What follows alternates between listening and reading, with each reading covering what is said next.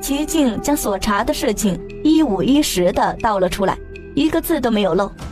卑职还没查到，同日谢府宅内出了人命。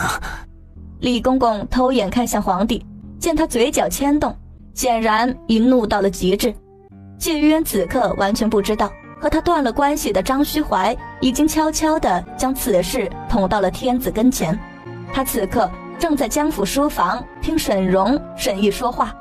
小姐，那3间门面已经交接好了，这是房契，共花了3400两银子。少姨娘的铺子已经2个月没生意了，掌柜一直偷偷瞒着不说。小姐，实在不行就杀他娘的，神不知鬼不觉的一刀结果了，还落得个干净。此事解脱，他作恶多端，我怎么能让他解脱呢？硬要让他长长久久的活着。明天你通知那掌柜，告诉他明年的房租涨5成，爱租不租。是。沈荣，江亭那边可有讯来？江玉已经进了保定府，保定府的铺子交接好了，请小姐放心。谢玉渊心想，这才交接了一个，能放心什么？回到谢府，夜空圆月，澄澈如水。小姐，刚刚三爷来了，我推说小姐已经睡下了。三叔找我什么事？没说，只是瞧着脸色不大好，怕是在为我的事情着急吧。何止三爷急，奴婢也急，好好姑娘家落得那样一个名声，何苦来着？谢玉渊走到廊下，目光落在那只扁毛红嘴小混蛋身上。妈妈，就是没有那样的名声，你以为京中有谁敢娶我吗？罗妈妈哑口无言。翌日，谢玉渊起了个大早，便往三叔院里去。昨个找你，一是为了分家的事，二是为了外头谣言的事。谣言的事情不必说了，三叔说分家的事情，大伯他们是怎么打算的？他们让我闹一场，还说只要我闹，该我得的一样都少不了。三叔心里是怎么想的？没怎么想，我闹分家不为得什么家产，就为了将来能给你们个落脚的地方。所以我打算厚着脸皮问他要个5000两银子，买座2进的宅子。我还打算去了衙门，到御史台上告一状，就告谢老二充其灭妻。三叔，损人不利己的事情不要做。为什么？因为你不去告，御史台的人自然也会盯着谢府的事情。你怎么知道？我猜的。果不其然，这日早朝，御史台当着满朝文武的面，把谢二爷贪腐的证据以及弹劾的奏章呈到了皇帝的跟前。皇帝轻描淡写地看了一眼后，什么也没有说，便问起了镇北大将军白方朔上书辞官一事。更诡异的是，有关谢府三小姐的谣言一夜之间平地起，也在一夜之间消失了。消息传到苏长山耳边，他趁巡逻之际往太医院跑了一趟。张须怀原本还满心期待的皇帝有所动作，哪知道是这么一个结果，满脸的匪夷所思。难道自己昨天暗示的还不够明白？还是说皇帝已经真正的放弃了高价，因此纵容谢二爷的贪腐？还有关于谢玉渊的言是谁压下去的？两人你看着我，我看着你，彼此从对方的眼睛里看到了一抹深意。当天晚上，苏长山又把谢三爷半路截到，几杯水酒后的把这个消息传给他。谢一为一听，哪里还有心思顾得上喝酒？谢玉渊得到消息后，当天晚上他躺在床上便失眠了。他试着在一片混乱中清理出自己的头绪，然而未果。他甚至根本想不明白，为什么那样一份确凿的证据到了预案前竟然毫无用处。走到庭院里，无意识地往鸟笼前一站，忽然涌上一股如鲠在喉一般的无力。那个一直萦绕在他心头的疑惑，此刻越发分明地浮现出来。高家到底做了什么事情，让皇帝厌恶至此？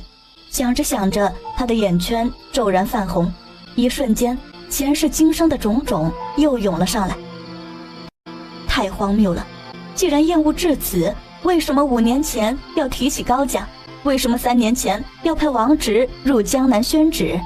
不对，一定有什么不对。谢玉渊吸了一口气，告诫自己不要急，不要慌，把面前的迷雾一片一片拨开，拨开迷雾，才能看到事情最真实的本质。迷雾的尽头还是高家，也只有高家。上位者的格局眼光从来不在一家一户，一定还有高家以外的原因。谢玉渊第二天晨起，眼圈泛黑。奴婢听小姐，昨晚翻身大半宿，已经让青儿煮了鸡蛋，一会儿小姐敷上一敷吧。我又不出去见人，不用敷。总要去福寿堂行针的，太太看到了，还以为小姐是为她病急的，美的她。洗漱好，他又往谢三爷院里去。叔侄打了个照面，发现对方竟然和自己一样，不由得笑了。三叔，用鸡蛋敷一下眼，再去上朝吧，否则同僚见了该笑话了。阿元呐，我又盼着他获罪，好给你出口气，又盼着他无事，不至于让你没了依靠。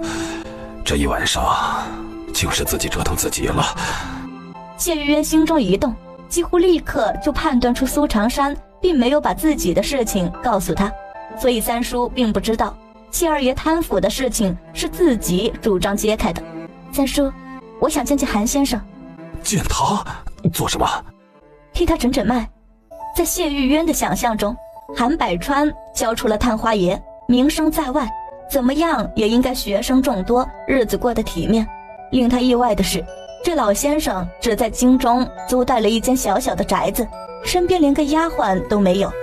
韩百川见他来，倒也不意外。三小姐是来看老朽死了没有的吗？面色红润，神清气爽，还能活。前几日还咳嗽来着，阿元帮他好好诊诊。谢玉渊伸手诊脉，老先生身体不错，若是能再心宽一些就好了。这话三小姐应该劝劝自己，这回见着可比上回轻少了些。今日来是想请教老先生一件事，可是为了谢府二爷被弹劾留中不发的事。老先生连这个都知道。也罢，老朽这条命啊，是三小姐求的，就让老朽为三小姐解解惑吧。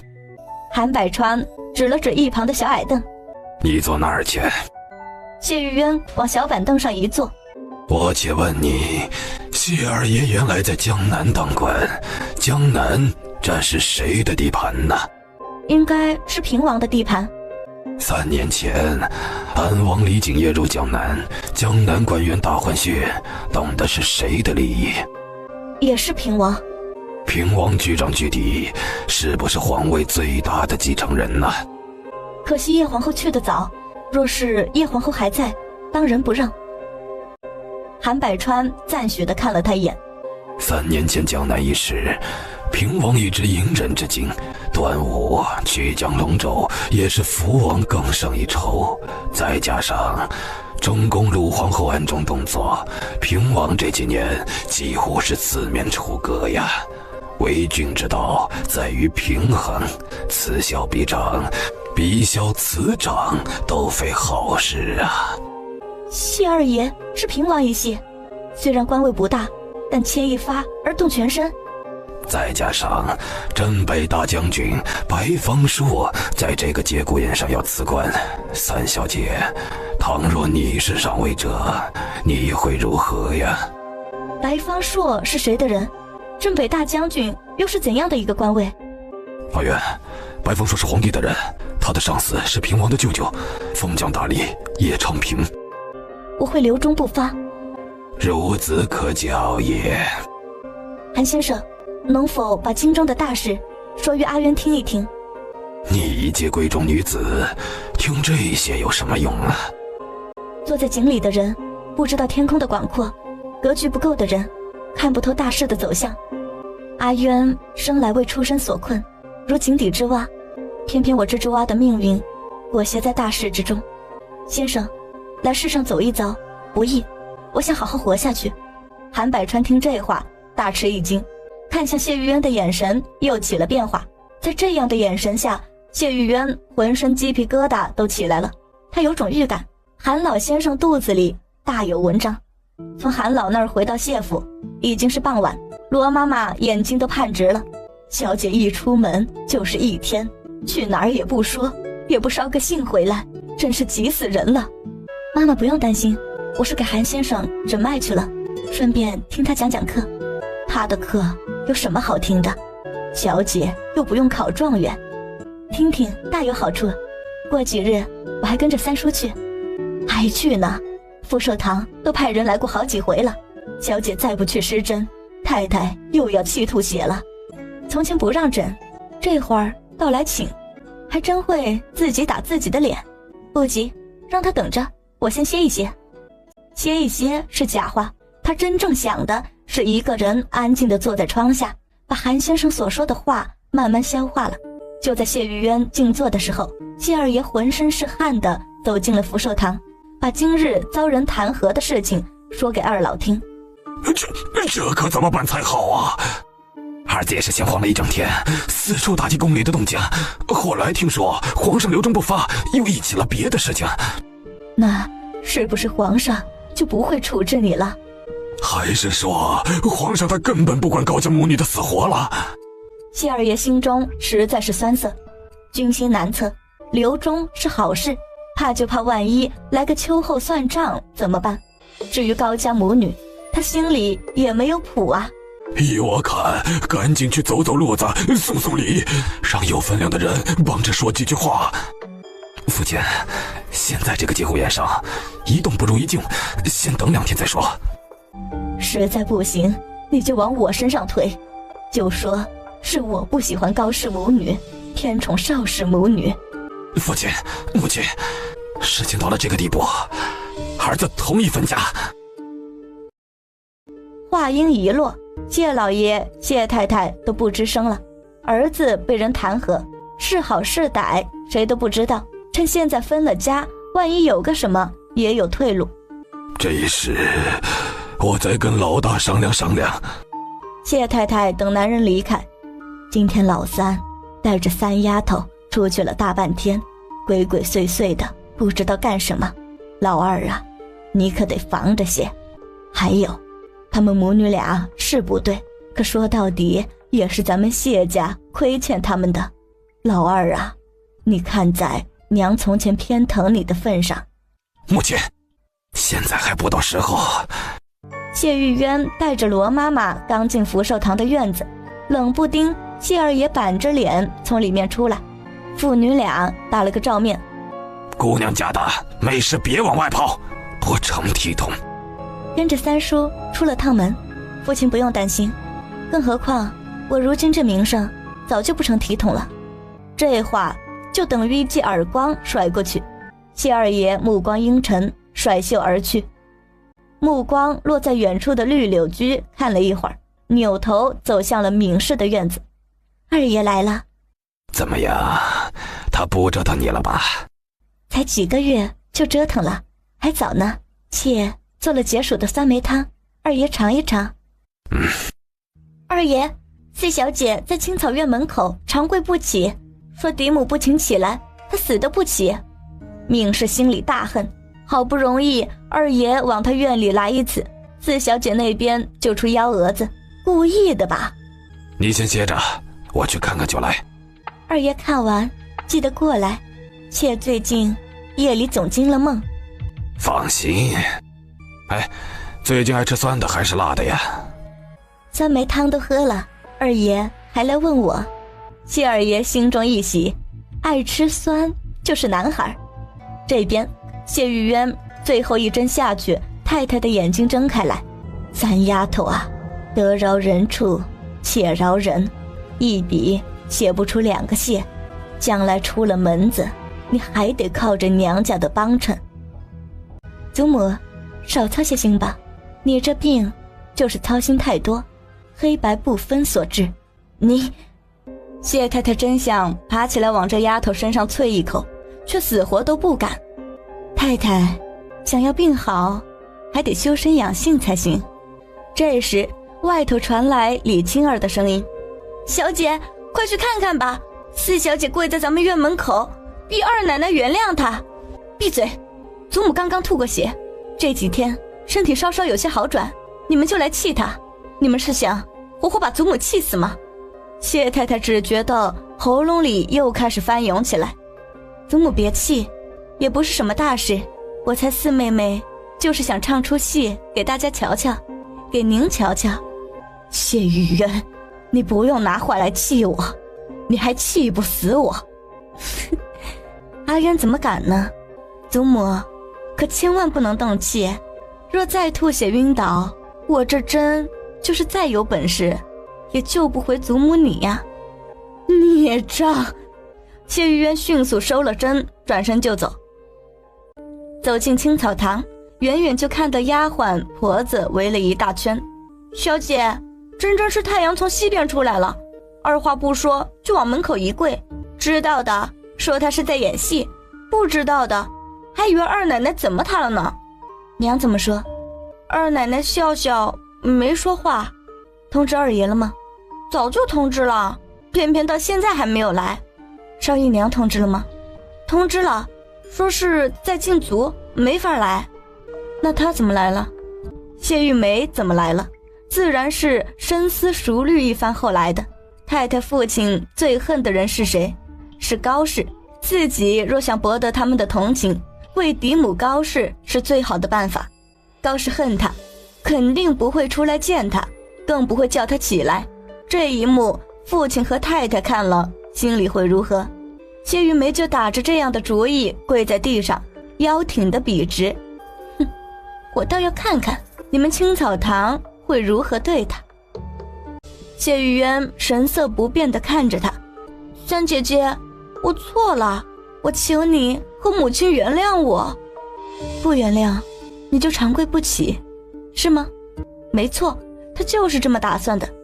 既然你这么喜欢跪，那便跪吧。不过，真当你的心思，别人不知道吗？实话告诉你吧，你知，我知，这府里上上下下的人都知。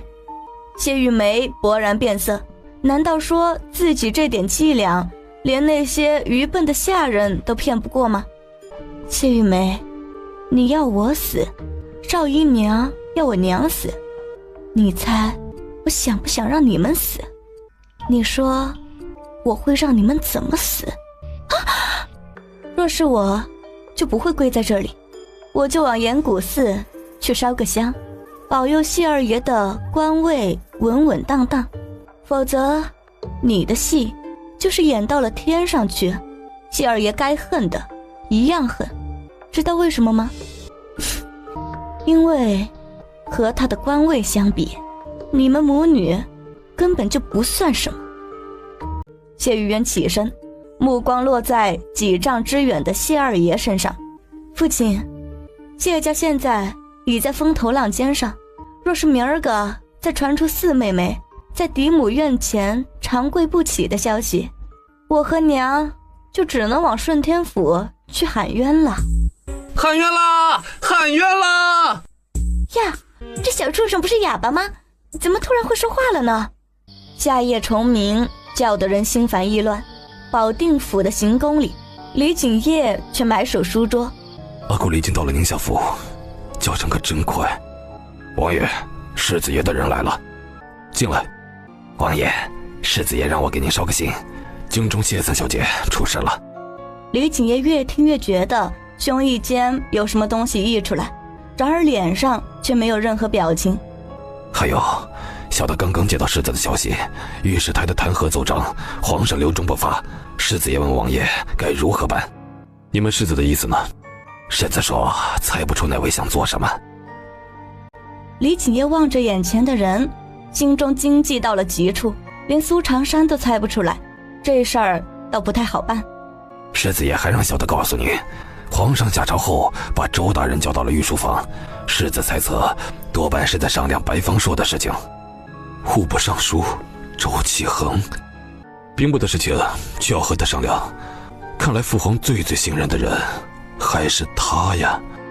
你回去告诉世子，既然都把周启恒叫去了，那白方朔这回的辞官板上钉钉，无非是在物色哪个接姓白的办。你告诉他，中元节快到了，让他带我去平王府给先皇后上炷香。是，王爷。慢着，王爷还有什么吩咐啊？让他把三小姐护好了，一根汗毛都不要少。至于谢父，先放着。是。李景业淡色的唇角微微勾起，眼里的茫然瞬间消散。事事如棋，一步一杀机。木之，不要急，总有一天你可以护得住他。来人，爷，有什么吩咐？不用谢了，立刻起身往南走。这大晚上的，江南的事情早料早好，免得夜长梦多。皇帝突如其来的不动声色，谢家沉默着，心惊胆战。白方朔老将军的辞官和江南秋闱的舞弊，让这个异常闷热的夏天多了几分如冬日般的沉寂。在一个暴雨如注的傍晚，刚从衙门里出来的谢二爷、谢三爷和大少爷刚入府，就被人请进了福寿堂。此刻的福寿堂里，孙子孙女齐聚一堂，甚至连禁足多日的谢玉梅也被请了来。谢三爷一进屋，目光便向谢玉渊看过去，叔侄两人交换过眼神，心里都很明白，这么大的阵仗，怕是要分家了。谢老爷咳嗽几声，就把话扯上了正题。今日把你们叫来，不为别的事情，只为分家。老话道，父母在，不分家。只是这分家有分家的好，不分有不分的好。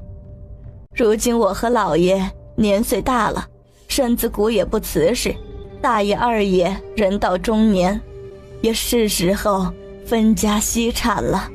话落，偌大的堂屋里一片寂静。老大，父亲，你是长房长子，扬州府的宅院1500亩上好的祖田，24间铺子，4个庄子，库房里的东西统统由你承制，每年祖田租子的钱平分给2个兄弟。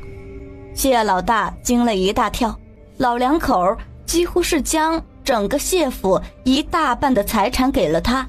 我和你母亲跟你们大方过，将来有大方养老送终。等我们二老100年之后，这些东西就归你们。什么？100年？老二，父亲，儿子在。你是嫡次子，京城这幢宅子归你，除此之外，你母亲的裴家庄由你继承。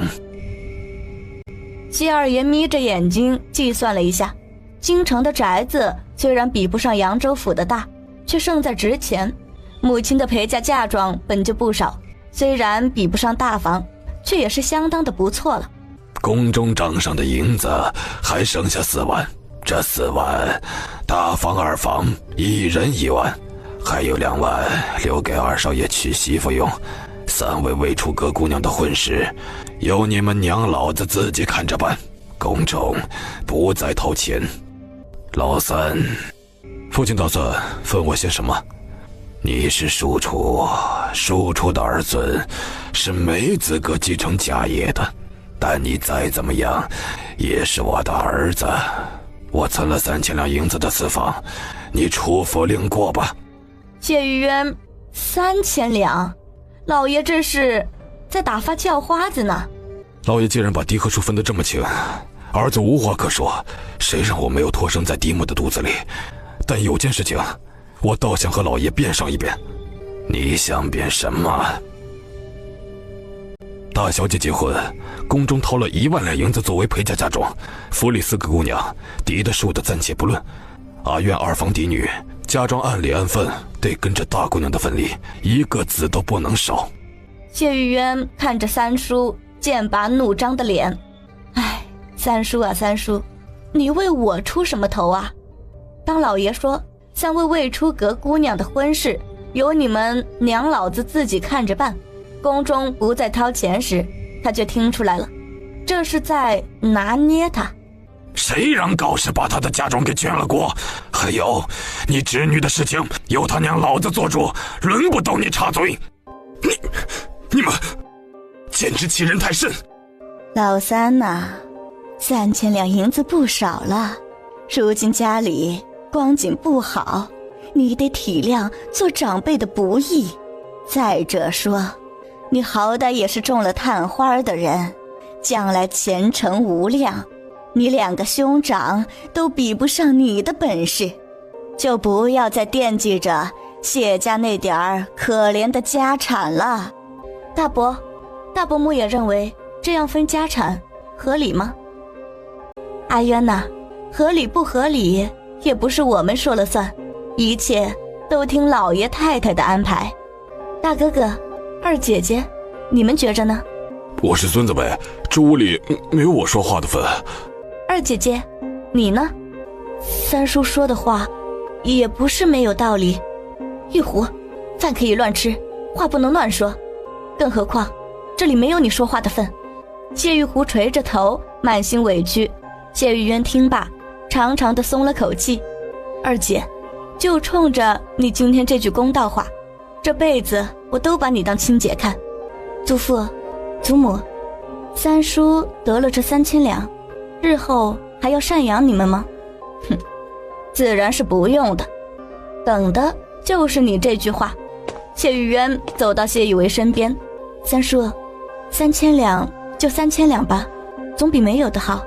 太太说的对，你是探花爷，将来的前途不可限量，自己挣出来的家业用起来才能挺直腰板，谁也抢不走。你这丫头！一场分家在谢三爷的拂袖而去后尘埃落定。谢老三愁眉不展地回了院子，服侍他的丫鬟婆子都站在屋檐下等着他。你们帮我收拾一下东西，等天气凉快些我再搬。卖身到谢府的就别跟着我走了，谢府家大业大，养得活你们。三爷，我们4个呢？你们自然是跟着走的。堂屋里，谢玉渊笑眯眯地走出来。你怎么在这里？我在等三叔。三叔的银子拿到手了吗？阿渊，三叔努力的存银子，你放心，我会。我有什么不放心的？谢玉渊截断了他的话，拽着他的袖子往书房去。我想好了，先买一个小点的房子，再把先生接过来，2个人住在一起，开销也能省一些。我现在1个月的月银是10两，1年就是120两，逢年过节还有请客送礼的。三叔，张虚怀就是我的郎中师傅。哦，哪个张虚怀呀？张虚怀？张太医是你的师傅？没错，这就是我师傅。5年前，他带着安王爷、李景业也落脚在孙家庄。那年，苏世子中毒，是安王爷让我医治他的。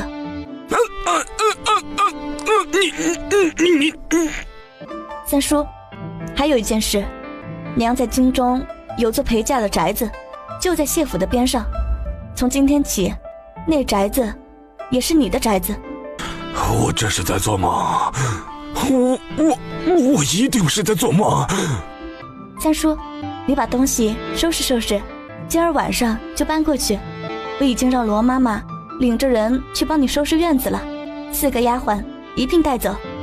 她竟然认识安王爷、张太医，还有苏世子。她感觉眼前的阿渊既是从前的阿渊，又不是从前的阿渊。他的身上像蒙着一层纱，虽然能瞧得见轮廓，内里却始终是模糊的。你连我都瞒着，真是气死我了。谢玉渊忍不住一笑。你还笑？亏你笑得出来。难道哭吗？谢玉渊此刻不知道有多高兴，分家了，也就意味着自己盼了2世报仇，终于可以堂堂正正有所动作。欠命的还命，欠债的还债。阿渊以后是真要倚仗三叔的。那些人虽然我认识，但他们都是高高在上的，和我们不是同一路人。所以就算为了阿渊，三叔也应该混点名堂来。阿渊，三叔会混出个名堂来的。我谢三爷说不下去了。这几年都是阿渊在背后扶持着他，帮衬着他，自己这个做长辈的从来没有真真正正的为他做过一件实事。羞愧啊，谢一为阴沉着一张脸，从怀里掏出3000两银票，收着，以后那宅子我来养。谢玉渊很不客气地收起银子，记得把韩先生接过来，我还想听他讲课呢。好好的姑娘家家，听什么朝政呢？没得沾一身俗气。俗气吗？谢玉渊无声地笑了下，人活着就是图个俗气，等做了鬼后，你想图也图不到了。有了青草堂丫鬟的帮忙，谢三爷当天晚上就悄无声息地搬出了谢府。沈荣领着谢三爷绕园子转了一圈，谢三爷心里的惊讶无异于地震。高家到底是几世复仇之家，这些下人的谈吐举止都与谢家不同啊。正想着，沈毅领着小厮走上前来。三爷，韩先生来了。这么快？我去迎迎先生。这边的谢三爷、韩先生刚刚安顿好，那边谢玉渊就得了信。他把3000两银子往罗妈妈手里一塞，松快地倒在了榻上。妈妈，这银子你帮三叔另开个户存起来，将来呀给他娶媳妇用。小辈管着长辈的吃喝拉撒，还要管着他娶媳妇儿，哪有这样的道理？我说的话就是道理。妈妈，帮我更衣，我要去二爷院里走一遭。什么事？大房二房分了府，我是二房嫡女，我要掌家。什么？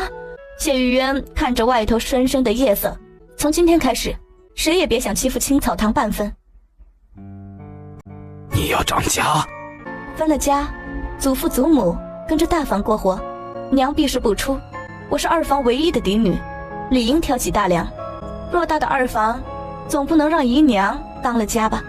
这话说的半分不错，自己宠妾灭妻这桩罪名还压在御案上呢，再弄出点什么幺蛾子，这官也不用当了。但不知为何，谢二爷的心里总不是个滋味，谢玉渊才不管他心里是个什么滋味，把盘算的事情一一道来。这头一桩事情，便是让少姨娘让出西院。从前她没规矩，女儿还能睁只眼闭只眼，如今再放纵下去，便是父亲仕途上的祸害。父亲，女儿这样做没错吧？谢二爷这会儿喉咙里像卡了只蟑螂，恶心到家了，偏偏这话说得冠冕堂皇，他只能点点头。这第二桩要做的事情，便是好好的保护敏姨娘肚里的孩子。父亲子嗣不盛，二少爷瞧着也不像是个成器的，就指着敏姨娘这肚子里的一胎，能给父亲争口气呢，将来光宗耀祖。这第三桩要做的事情，便是清理下人。父亲膝下的儿女都未婚娶，三桩大事哪一桩都要花银子。这次分家，二房本来就吃亏，所以该减省的地方要减省。父亲，这三桩你有意见吗？谢二爷有意见吗？他心里一肚子的意见，可惜说不出来。我儿说得很好，这事就依你说的办。父亲甚是清明，还请父亲把从前的账本拿到女儿院里。女儿虽然管家，但账目还需一是一，二是二，免得落人口舌。女儿告退。谢二爷看着他的背影，一拳砸在机上。谢玉渊听着身后的动静，眉宇间染了哀色，有什么东西似要夺眶而出。他仰起头，看着越发深沉的夜色，无声无息地笑了。掌家把二房的经济动向捏在手中，有任何的风吹草动都在他的眼皮子底下。哼，少姨娘，你可洗干净了脖子，等着我复仇吧。翌日一早，谢玉渊就起了个大早，把二房所有的下人都集中到了二爷的书房外头。谢二爷昨儿歇在书房，一走出堂屋，被院里黑乌乌的脑袋吓了一大跳。父亲，人都齐了，您有什么话要说吗？谢二爷被逼得心头一梗。从今天起，由三小姐当家，一切都照着三小姐的规矩来。是。父亲，账本呢？来人呐，到少姨娘房里把账本拿过来。是。父亲，去敏姨娘房里用早饭吧，今天厨房煮了燕窝粥，很是清火养人。谢二爷甩袖而去。从头到尾他的脸都是阴沉着的。谢玉渊坐下，我的规矩很简单，干得好的加月营，干得不好的发卖出去。你们当中有不服的，只管来试试我中用不中用。众下人低垂着头，谁都不敢多吭一声。从今天起，罗妈妈就是二房的总管，她的话就是我的话。三小姐，三小姐，外头有人要见少姨娘。什么人？说是少姨娘铺子上的掌柜，有急事要找少姨娘。正好我要到少姨娘院里去，那就把人一并请进来吧。李嬷嬷掀了珠帘进来。少姨娘，少姨娘，二爷说让姨娘交出账本。什么？从今天开始，二房三小姐当家，老爷已经点头应下了。那个小贱人当了家？少姨娘惊得面如灰色。谢玉渊当家，那就意味着二房的里里外外都被他捏在了手里，自己想私下捞点油水，想做点什么就难了。更主要的是，还透露出一个消息，那就是二爷为了前程，不会再把他捧到从前那样的一个高度。姨娘，父亲对你果然不一样了。少姨娘再迟钝的人，这会儿也感觉到了不妥。原本她还以为自己禁足几个月，到男人面前哭一场，太太在边上帮衬着，早晚有一天她还能东山再起。哪里想到被禁足的头一桩事情就是要回了账本。账本呢，可是一个当家人的命啊。赵姨娘，三小姐来了。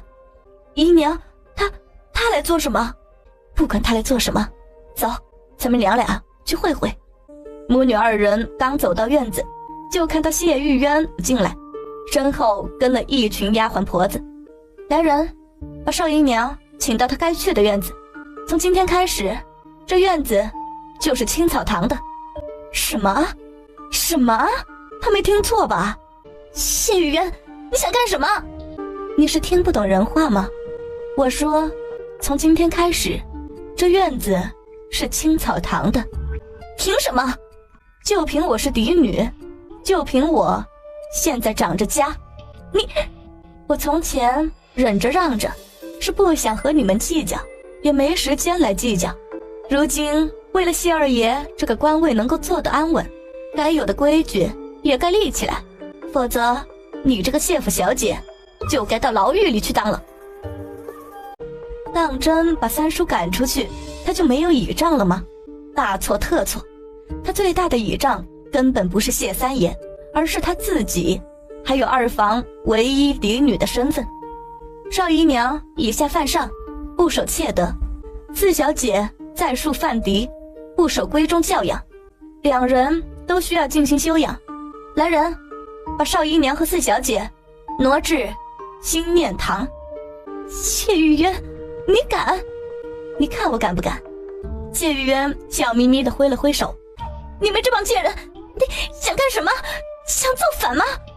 四小姐，二爷说了，现在二房由三小姐做主，奴婢们也是按着主子的话去做，得罪了。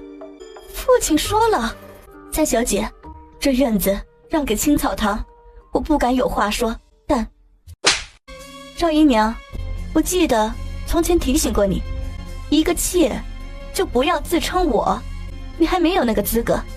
谢玉渊，你敢打我娘，我和你拼了！谢玉渊冷笑一声，冲！谢玉梅扑通跪倒在地。少姨娘只觉得心如刀割，恨不得活撕了面前的人，眼里寒光四起。少姨娘这眼神可是要吃了我，很可惜啊，上次这么好的机会都没把握住，想来以后也难了。三小姐，从前是少姨娘做错了，你现在是当家人，大人有大量，别和姨娘他们一般见识。你是个什么阿物？主子讲话哪有你跟奴婢说话的份？哼，我倒是记起来了，当初就是你谎称三叔要找书，把我娘骗过去的吧？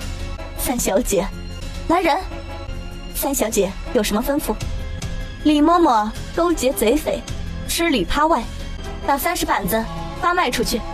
小姐，小姐，奴婢错了，求小姐饶命！饶命！晚了，给我打，狠狠地打！主子一声令下，几个身强力壮的婆子马上行动。整个绿柳居就听见李嬷嬷呼天抢地的哀嚎声。谢玉渊，你可别太过分了，过分！有更过分的事情，少姨娘想不想听听？来人，把那2人请进来。话落，走进来2个40多岁的中年男子，2人一见少姨娘，连忙跪倒在地。少姨娘心神剧烈，这2人是她铺子上的掌柜，他们怎么跑到谢府来了？东家，铺子亏损的厉害，已经开不下去了。前几日房东说铺子的租期到了，要加租子，可是账上没有银子。银子呢？东家，铺子已经2个月没有一单生意了，从前那些个老客也不来了，哪里还有银子啊？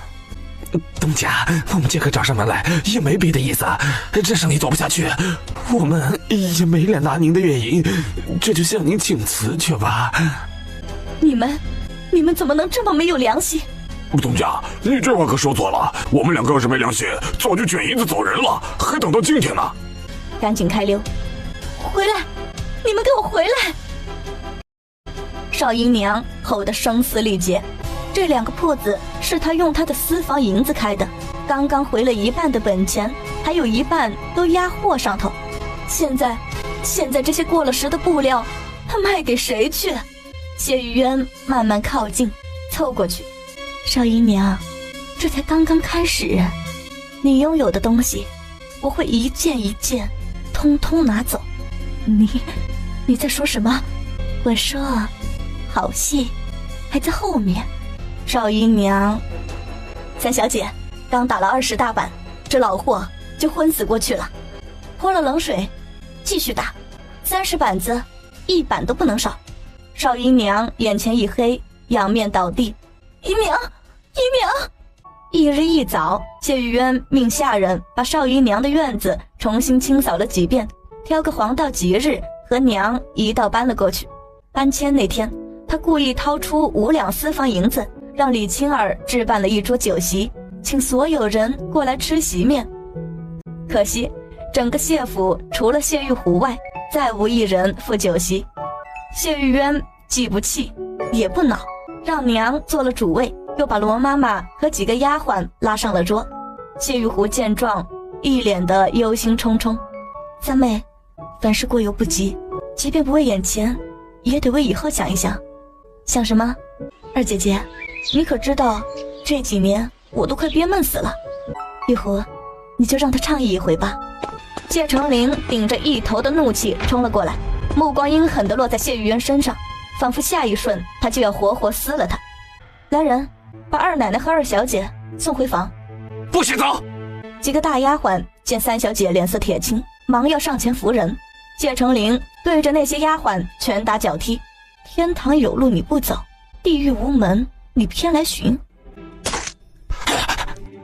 扑通，谢成林直挺挺地倒在地上。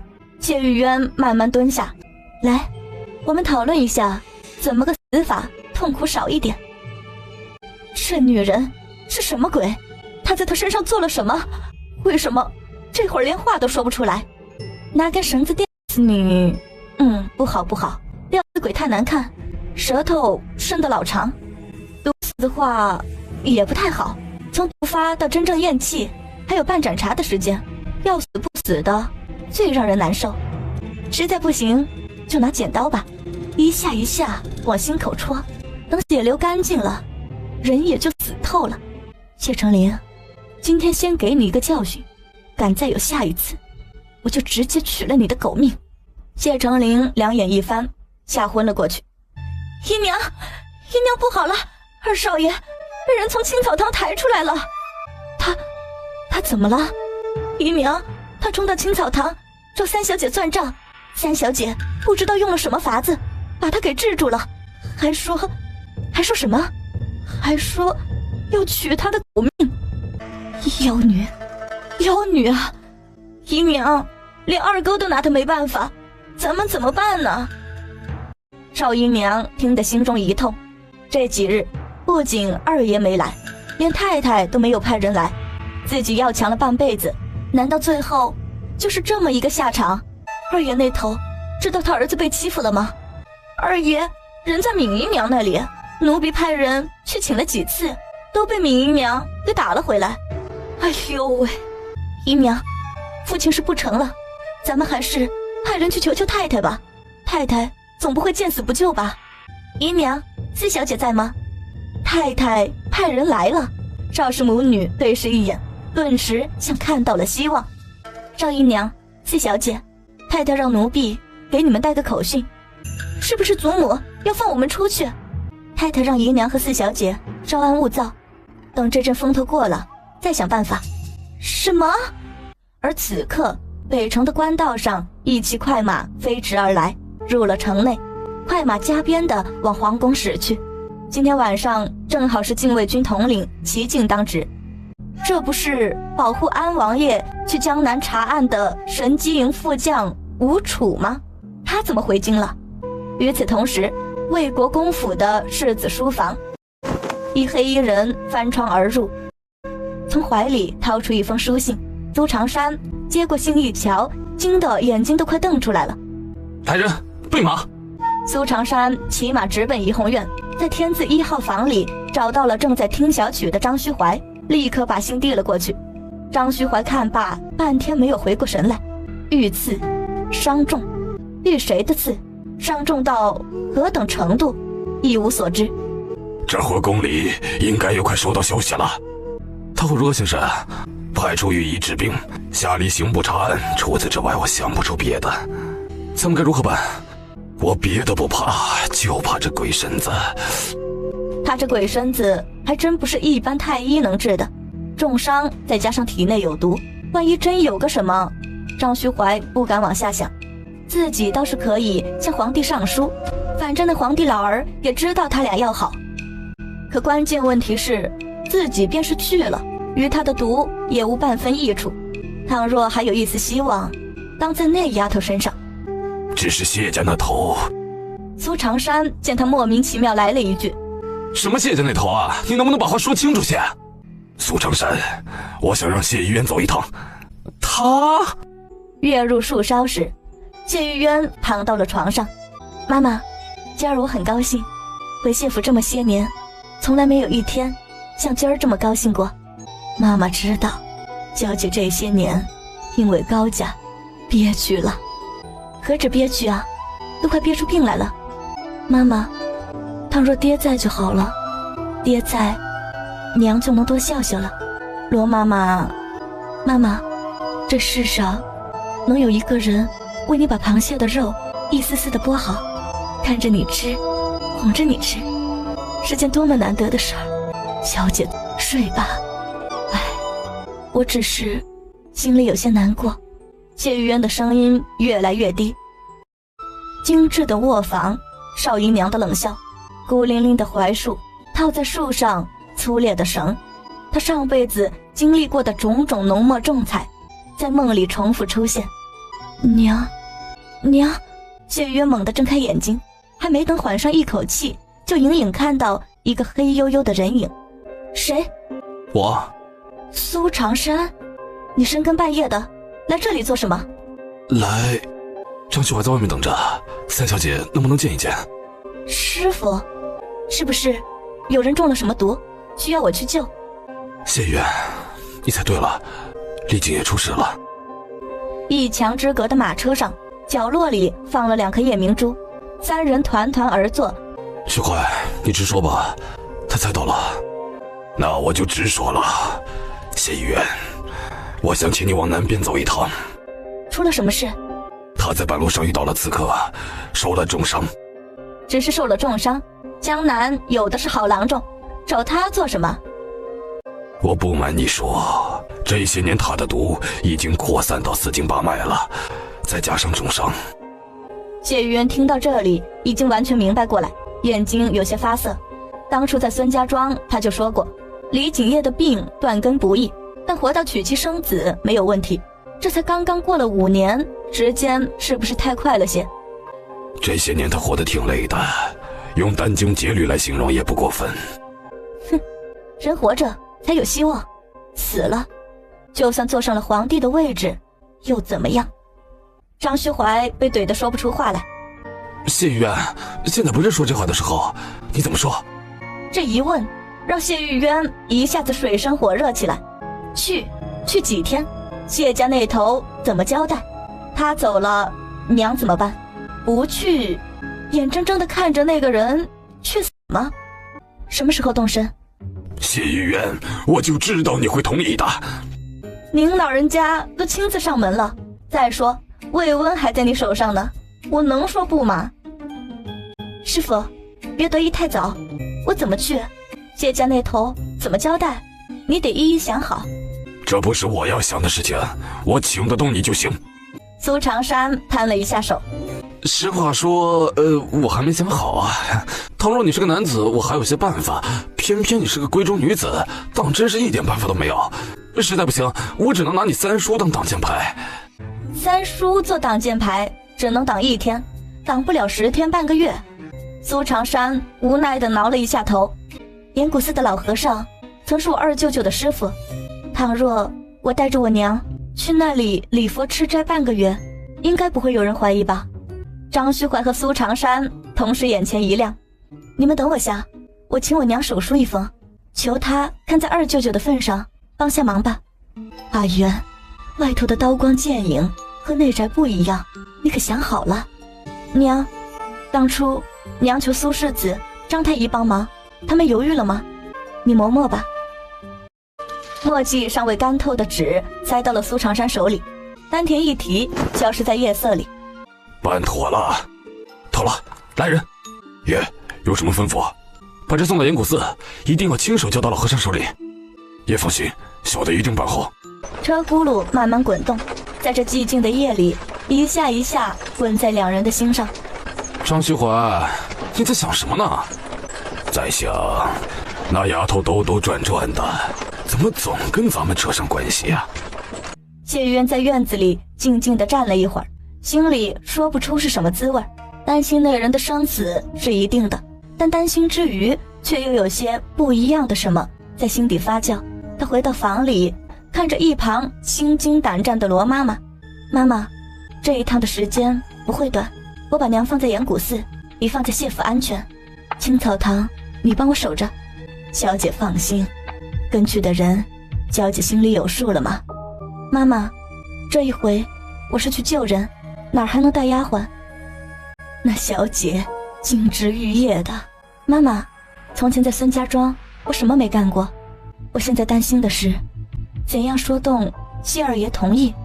小姐，中元节快到了。谢玉渊茅塞顿开。谢二爷在闵氏的侍候下，脸色淡淡的，没有笑容。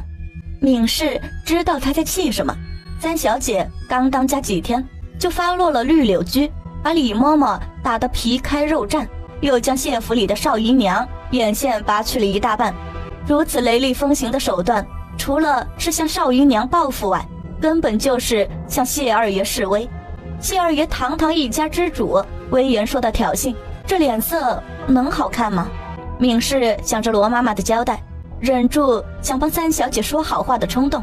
二爷，三小姐在外面。这么晚了，她来做什么？说是找二爷有点急事。谢二爷冷笑一声，心里实在不想见这个小畜生。二爷，深更半夜的，三小姐怕是有什么大事，你就见见吧，耽误不了什么事。把人请进来。父亲，我想和娘去岩谷寺住上半个月。好好的，去那地方做什么呀？娘这几日噩梦连连，总梦到亲人在地狱里油烤火烧，想着原是中元节快到了，只有在佛门种地吃斋念佛，方才减轻外祖家罪孽深重。哼，你们母女俩就是吃了一辈子的素，高家人也别想从地府里出来。二爷，闵氏见谢二爷凝眉不语。二爷，敬天敬地敬鬼神，就让二奶奶和三小姐去吧。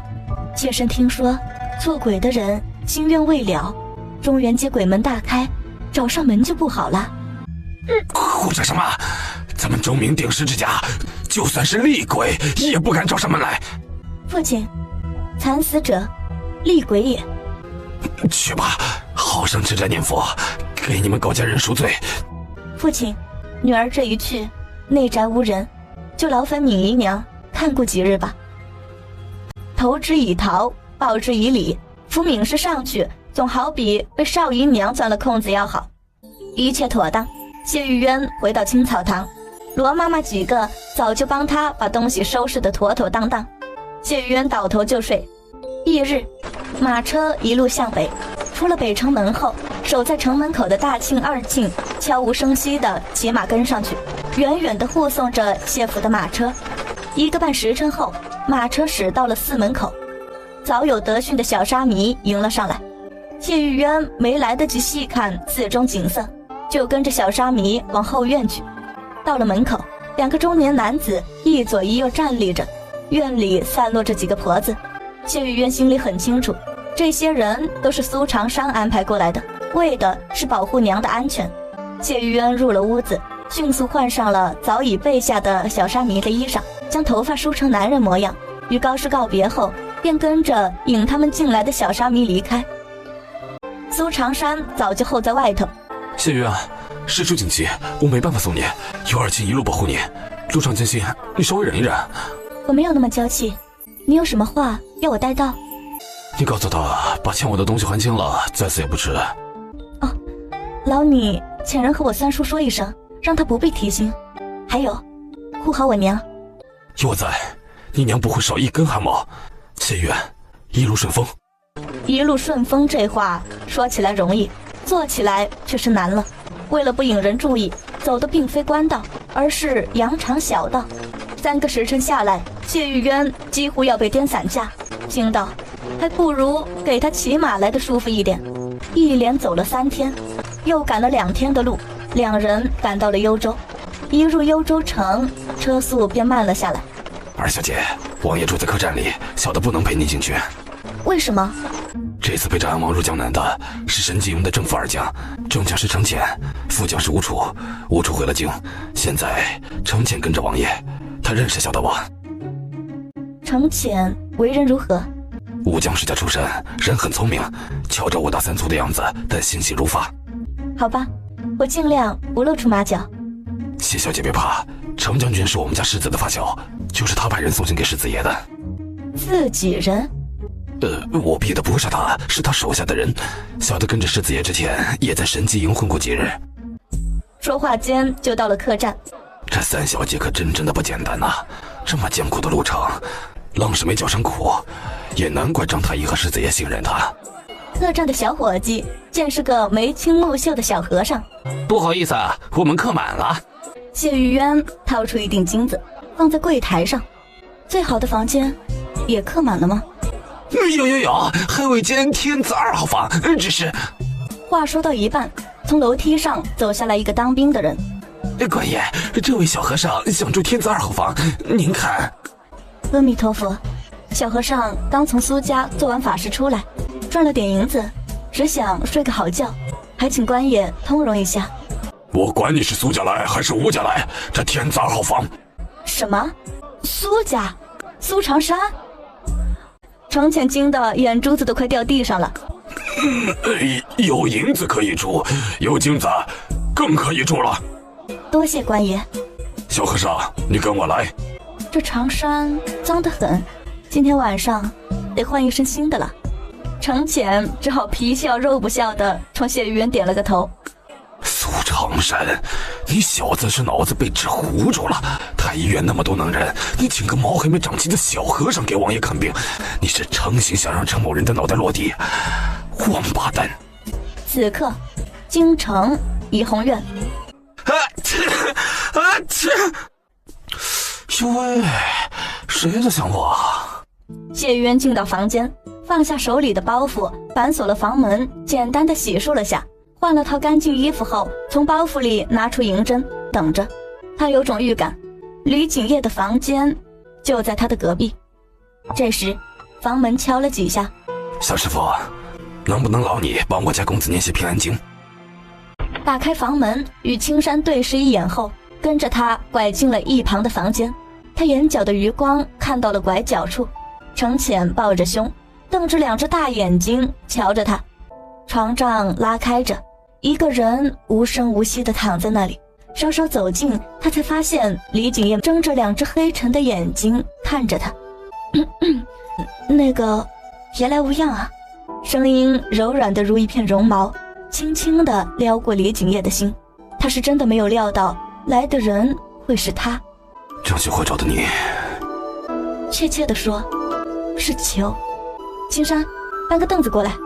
是，三小姐。看得出来王爷不是很想看到我，实话说我也不是很想看到你，不过都来了就整整吧。谢玉渊被他手上的冰寒惊了一跳，整了很久，久到一旁的青山都以为他睡着了，他才把手指收了回来。伤口给我看看。李景业掀开被子，上半身光裸着。能坐起来吗？李景业瞄了眼他身上的僧袍，盘腿坐了起来。这伤口不像是重伤快要死过去的伤口。你的脉象倒是像毒入四经五脉的脉象。好个聪明的丫头。李景业看了青山一眼，青山立刻转身离去，亲自守在房门口。张太医说黄土已经埋到你胸口，我这几年看你送的那本书还挺有所得的，要不咱们试试？你不问我这伤是怎么弄的吗？不问，问得越多越有危险。路上辛苦吗？若说辛苦，王爷是不是会多赏我几锭金子？会。那就躺下吧。晚饭吃了吗？饭可以晚点吃，你这伤口怎么？要重新处理下，否则会被别人看出来。谢玉渊说完，打开门，与青山低声交谈了几声，再进来时手里多了一把匕首。他果然知道了。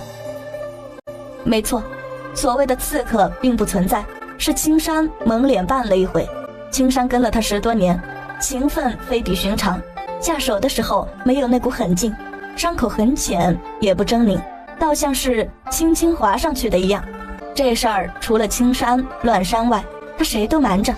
而宫中得到这个消息，一定会派太医过来，一是来治病，二来也未必不是查探。这丫头看破却不说破。李景业深深地看了他一眼后，慢慢地平躺了上去。谢玉渊走上前，也不知道从哪里掏出块帕子，张嘴咬着。李景业倒是接过了帕子，却拽在手里。不用。好吧。谢玉渊深吸一口气，手起刀落，毫不迟疑地把刀插进了旧伤处。他弃了刀，用银针封住了几处药血，在伤口上撒上张虚怀临走前给他的外伤药，拿了新的纱布一层一层绕上去。整个过程李景业哼都没有哼一声。谢玉渊眼睛一眨不眨地盯着他的脸，目光不知不觉中带出些心疼。师傅说这金疮药会使伤口很快结痂，就算京城的人立刻来也不会看出什么。下面我帮你施针，有没有效我自己心里也没有数，身体放松，不要绷紧。还有，把眼睛闭上。李景业原本想说的是，以前你可没这些要求。第一针下去，谢玉渊的手抖了抖，几针过后他才找到从前的感觉，针越下越快，那些穴位就像是根深蒂固的长在脑子里一样。李景业此刻更不好受，这丫头的手很暖和，所到之处像一团火似的拂过他冰寒到极致的身体，身体一暖，眼皮就越来越重。阿渊，辛苦了。谢玉渊根本没听清楚他在说什么，最后一针落下来，他整个人像是从水里捞出来的一样。唉，这澡白洗了。他歇了一会儿，拉开房门。爷怎么样了？睡了。睡了？终于睡了。怎么，他失眠吗？偶尔会吧。谢小姐，麻烦你看着我家爷，外头事情很多，很快京城就会来人，我得……他得把事情布置得天衣无缝。好吧。回到房里，谢玉渊无事可做，只能临窗而立，心里涌上很多的事情，想的最多的是他自导自演这出戏，是为了夺嫡吗？韩先生，安王李景业在这场夺嫡之争中胜算几何？为零。为什么？很简单，他的出身，安王的生母是北地普雷公主。退1万步来说，就算皇帝无比宠爱她，血统不是正统，皇帝怎么可能让她坐上大位呢？韩先生，何为正统？何为异族？从前汉人当家，可谓正统，后来太祖马上夺天下，汉人倒成了异族。先生，这是个什么道理？三小姐，这话可万万说不得呀，说了可是要杀头的。韩先生，倘若安王非要坐的这大位呢？三小姐啊，很多东西一旦要扯上非要2个字，就已经是困难重重，活人会死，富贵会散，大厦会崩，一切都是虚应，是幻境，是凉风无形，是风月无心，是镜花水月，也是一阵荒凉啊。谢玉渊转过身，看着床上熟睡的人，唉，明知是一阵黄粱，你还非要如此吗？话落，李景业突然紧绷起身体，谢玉渊吓了一跳，忙走过去，见他双目紧闭，嘴唇发紫，脸上异常的扭曲，这是梦魇了。谢玉渊顿时束手无策，只能伸出手慢慢地握住了他。这是做了什么梦啊？倒好像是在梦里跟人厮杀一样。也不知道过了多久，李景业猛地睁开眼睛。刚刚他做了一个梦，梦里依旧是无尽的杀戮，可他的鼻尖总萦绕着一股淡淡的幽香，隐约让他明白这只是在做梦。手上感觉有异样，李景业低头一看，赶紧松开了手，目光上抬，他头靠着床边，昏暗的灯火映着小脸，有种明暗参半的美。再往下是艳红，柔软的唇。李景业的眸子一下子变得深沉，迅速移开了目光，重重地咳嗽了几声。谢玉渊猛地惊醒，眼神茫然地四顾了一下，低头见他醒了。没事吧？没事，可以收针了吗？哦，马上。谢玉渊匆匆忙忙收了针，又将3指落在他的腕间，凝眉诊了下。怎么样？什么怎么样？我是人，不是神，就算神仙，一次施针也不会有什么用。你好好休息，我先回房了。好。伤口不要沾水，我明天再来换药。谢玉渊走到门口，刚要打开，突然门从外面被推开。爷，京城来的人了，来的是王太医和户部尚书周启恒。谢玉渊正要冲出去，青山拦住了他。三小姐，来不及了，人已经上来了，躲一躲吧。躲？往哪里躲？屏风后面。刚站稳，耳边就传来脚步声，派周启恒来。哼，老皇帝可真是看得起他。下官参见王爷。王爷受惊了，这一位是太医院的王太医，医术了得，让他给王爷瞧瞧病吧。李景业看了看王太医，点了点头。王太医躬身上前，解开伤口，仔细看了看。这伤口极深，星子王爷的是把快刀。匕首。对，下官说错了，是匕首。周启恒听罢，眼中寒光一闪而过。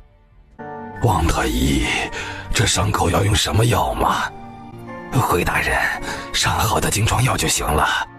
王爷，劳烦伸手，下官给您号一下脉。